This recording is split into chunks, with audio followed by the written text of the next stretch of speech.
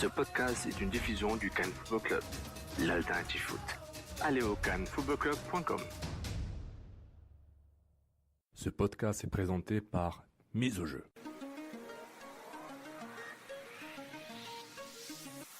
Mise au jeu. Gages-tu? Salut tout le monde, Étienne Boutier avec vous pour cette édition du 23 juin 2018 du résumé du jour de la Coupe du Monde.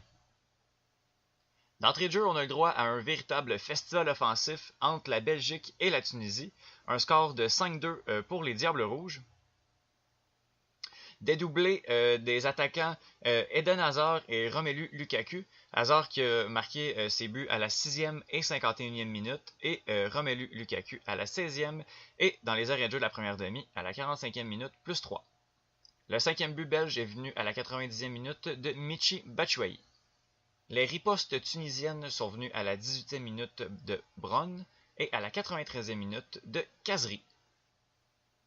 La Tunisie qui n'a jamais réellement été dans le coup là, face à une puissance offensive belge assez impressionnante. Là. On parle de 23 tirs et 12 cadrés. Les Belges qui ont raté beaucoup d'occasions. Là, ils auraient pu en mettre vraiment plus de buts dans le filet tunisien. Mais on va quand même se contenter là, d'une solide victoire de 5-2.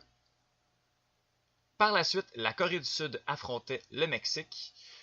Carlos Vela a ouvert le score à la 26e minute sur un pénalty. Chicharito en a rajouté à la 66e minute. Et le premier but et le seul but coréen est venu à la 93e minute. Une superbe frappe de Heung-min Song pour une victoire de 2-1 du Mexique. Le Mexique qui confirme sa bonne forme et qui s'installe en tête du groupe F. Un groupe F qui est encore ouvert, là, mais ça se complique pas mal pour la Corée qui doit affronter l'Allemagne comme dernier match de son groupe. Puis, finalement, on a eu droit à un des matchs les plus excitants de la phase de groupe. Un match Allemagne-Suède. L'Allemagne qui ne pouvait pas se permettre de perdre le match, car avec la victoire mexicaine, si l'Allemagne perdait, on était déjà éliminé de la Coupe du Monde.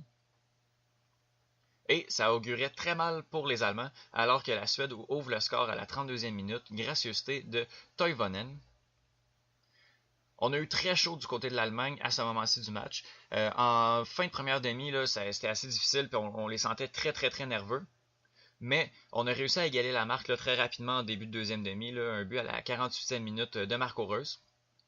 Après ça, on a tenté beaucoup du côté de l'Allemagne. On voulait vraiment pas se contenter du match nul. Et ça a fonctionné. À la 95e minute, Toni Kroos, sur un superbe coup franc, là, est allé donner la victoire, une victoire à l'Allemagne qui fait énormément de bien. On a eu vraiment chaud du côté de l'Allemagne, là, surtout avec l'expulsion du défenseur central Jérôme Boateng, là, alors qu'il restait un petit peu moins de 10 minutes à jouer dans le match. Mais l'Allemagne demeurait un des favoris du tournoi, là, malgré la défaite contre le Mexique la semaine dernière. Et les choses devraient être entrées dans l'ordre là, pour les Allemands, qui sont maintenant dans une bonne position là, pour se rendre en huitième de finale. Le classement du groupe F maintenant, le Mexique est en tête avec 6 points, l'Allemagne et la Suède suivent avec 3 points chacune, et la Corée du Sud est dernière avec 0 points. Ma poutine d'or de la journée, soit la performance du match, je vais la donner aux attaquants belges, à l'attaque belge en fait, là, soit pour la journée, là, je parle de Romelu Lukaku, Eden Hazard et Michy Batshuayi, mais il ne faut pas nécessairement oublier là, Dries Mertens ou Kevin De Bruyne qui participent grandement à ce collectif. Les joueurs se comprennent très bien sur le terrain, là, c'est très beau à voir. Même si on joue contre des effectifs qui sont pas nécessairement les plus étoffés, là, la Tunisie, le Panama, c'est pas les meilleures défenses du tournoi. Mais on vient quand même de mettre 8 buts en 2 matchs, là, ce qui est quand même assez impressionnant. Puis, avec la performance des défenses belges là, dans le dernier match contre la Tunisie, on va avoir quand même besoin de l'attaque là, pour la suite du tournoi. Là, contre l'Angleterre, ça va être vraiment intéressant de voir cette équipe-là évoluer. Pour mon trou de poutine, je vais le donner à l'attaquant allemand Thomas Müller, de qui je m'attendais quand même plus. Là. Ça semble vraiment difficile sur Müller pour le jeu. Il tente un peu, mais ses centres sont difficiles depuis le début du tournoi. Là.